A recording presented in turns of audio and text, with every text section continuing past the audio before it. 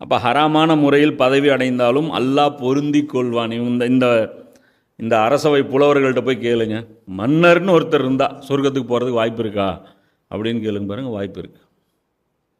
அவர் நல்ல முறையில் ஆட்சி செஞ்சார்னா போதும். அடுத்தவன் பொண்டாட்டியை தூக்கிட்டு வந்து நல்ல முறையில் குடும்பம் நடத்தினா அவர் நல்ல கணவன். அவனுக்கு கசையடிலாம் கிடையாது. கணவன் சொல்லக்கூடாது.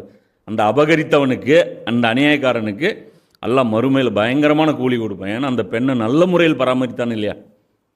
புரியுதா இல்லையா? பெண்களை உங்களிடத்தில் அமானிதமாக விட்டு செல்கிறேன். அங்கங்கே போர்டு வேற தோங்க. அந்த வீட்டுக்குள்ளே போனீங்கன்னா அடுத்தவன் பொண்டாட்டி தூக்கிட்டு வந்திருக்கிற அந்த வீட்டில் ஹஜ்ஜத்துல் விதாவுடைய பேருரை இருக்கும். உங்களிடத்தில் பெண்களை அமானிதமாக விட்டு செல்கிறேன், அவர்களிடம் நளினமாக நடந்து கொள், அவர்கள் வளைந்த எலும்புகளை போன்றவர்கள், அவர்களிடம் பக்குவமாக நடந்து கொள்ளுங்க.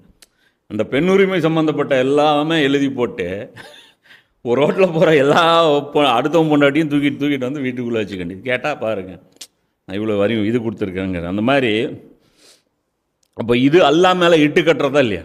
அல்லாஹ் ஒரு வழிமுறை காமிச்சு கொடுக்கல, எப்படி இருந்தாலும் பிரச்சனை இல்லை.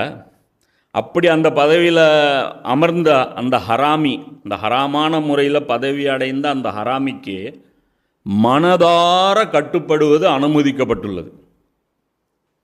நான் சொல்கிறது புரியுதா இல்லையா? கட்டுப்படுவதுங்கிறது வேறு, மனதார கட்டுப்படுவதுங்கிறது வேறு. வணக்க வழிபாடு தவிர மற்ற எல்லாவற்றையும் மனிதர்கள் மீது எந்த கட்டுப்பாடும் இல்லாமல் அல்லாஹ் திறந்து விட்டு விட்டான். இந்த பொய் கேள்விப்பட்டிருக்கீங்களா? அல்லாஹ் எதில் குற்றம் முடிப்பான்? 5 நேரம் தொழுதியா, இதில் குற்றம் முடிப்பான். புரியுதா? உன்னுடைய சமூக வாழ்வு எப்படி அமைச்சுக்கிட்ட அதை பற்றி அல்லாஹ் கேட்க மாட்டான்.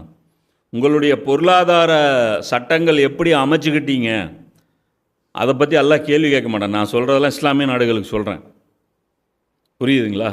பேப்பர் கரன்சியை பற்றி அல்லாஹ் கேட்க மாட்டான். தங்கம் வெளியில் ட்ரேடு செய்யாததை பற்றி அல்லாஹ் கேட்க மாட்டான். எதை பற்றியும் அல்லாஹ் கேட்க மாட்டான்.